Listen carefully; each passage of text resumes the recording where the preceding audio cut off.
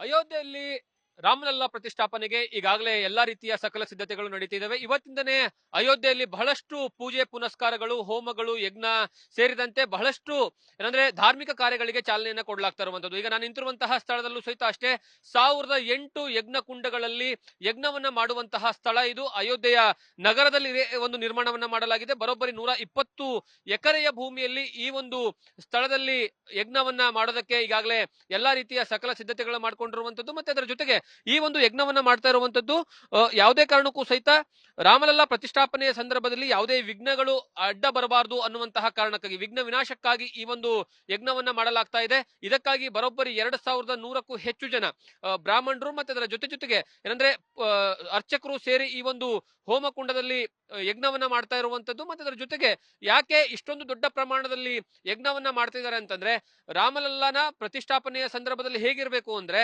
ಯಾವಾಗ ಶ್ರೀರಾಮಚಂದ್ರ ಅಯೋಧ್ಯೆಗೆ ವನವಾಸವನ್ನ ಮುಗಿಸ್ಕೊಂಡು ಬಂದಂತಹ ಸಂದರ್ಭದಲ್ಲಿ ಅವಾಗ ಅವರಿಗೆ ಪಟ್ಟಾಭಿಷೇಕ ಮಾಡುವಂತಹ ಸಂದರ್ಭದಲ್ಲಿ ಯಾವ ರೀತಿಯ ಉತ್ಸಾಹ ಇತ್ತಲ್ಲ, ಅದೇ ರೀತಿಯ ಉತ್ಸಾಹ ಈಗಲೂ ಸಹಿತ ಕಾಣ ಸಿಗಬೇಕು.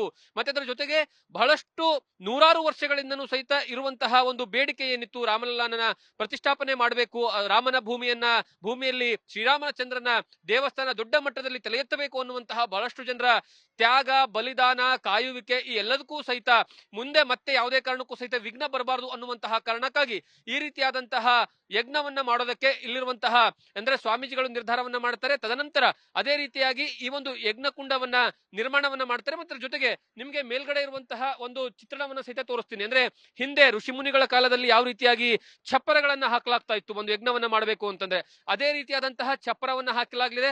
ಮತ್ತೆ ಪ್ರತಿಯೊಂದು ಯಜ್ಞ ಕುಂಡದ ಕೂತ್ಕೊಳ್ಳುವಂತಹ ಸ್ವಾಮೀಜಿಗಳು ಮತ್ತೆ ಅದರ ಜೊತೆಗೆ ಇಲ್ಲಿ ಸ್ಥಳೀಯರಿಗೂ ಸಹಿತ ಅವಕಾಶವನ್ನ ಕೊಟ್ಟಿದ್ದಾರೆ. ಒಂದೊಂದು ಯಜ್ಞ ಕುಂಡದಲ್ಲೂ ಸಹಿತ ಇಬ್ರು ಸ್ವಾಮೀಜಿಗಳು ಕೂತ್ಕೋತಾರೆ, ಅರ್ಚಕರು ಕೂತ್ಕೋತಾರೆ, ಅವರು ಕೂತ್ಕೊಂಡು ಯಜ್ಞವನ್ನ ಮಾಡ್ತಾರೆ.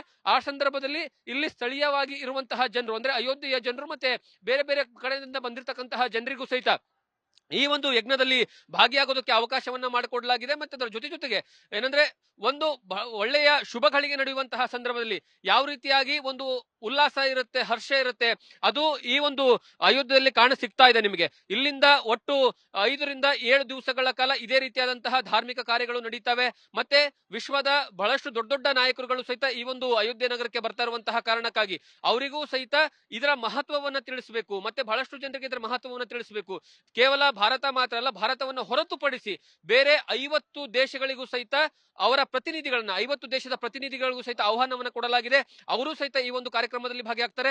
ವಿಶೇಷವಾಗಿ 8,000 ಜನರಿಗೆ ಅತಿಥಿಗಳಿಗೆ ಆಹ್ವಾನವನ್ನು ಕೊಡಲಾಗಿದೆ. ಅವರು ಸಹಿತ ಭಾಗಿಯಾಗ್ತಾರೆ.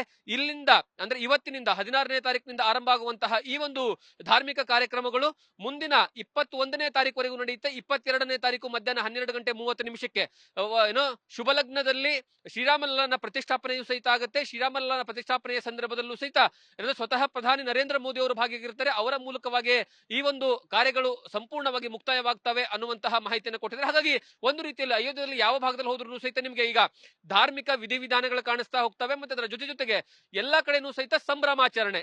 ಇಡೀ ಅಯೋಧ್ಯೆ ಸಂಪೂರ್ಣವಾಗಿ ಸಿಂಗಾರಗೊಂಡು ಎಲ್ಲಾ ರೀತಿಯ ಏನಂದ್ರೆ ಬರುವಂತವರಿಗೆ ಅಂದ್ರೆ ಬೇರೆ ಕಡೆಯಿಂದ ಬರುವಂತವರಿಗೂ ಸಹಿತ ತನ್ನತ್ತ ಸೆಳೆಯುವ ಸಲುವಾಗಿ ಎಲ್ಲಾ ರೀತಿಯ ವ್ಯವಸ್ಥೆಗಳನ್ನ ಮಾಡಿಕೊಳ್ತಾ ಇದೆ. ಕ್ಯಾಮೆರಾ ಪರ್ಸನ್ ಮುರಳಿ ಜೊತೆಗೆ ಜಗದೀಶ್ ಕಾಶಂಪೂರ್, ನ್ಯೂಸ್ ಫಸ್ಟ್, ಅಯೋಧ್ಯ.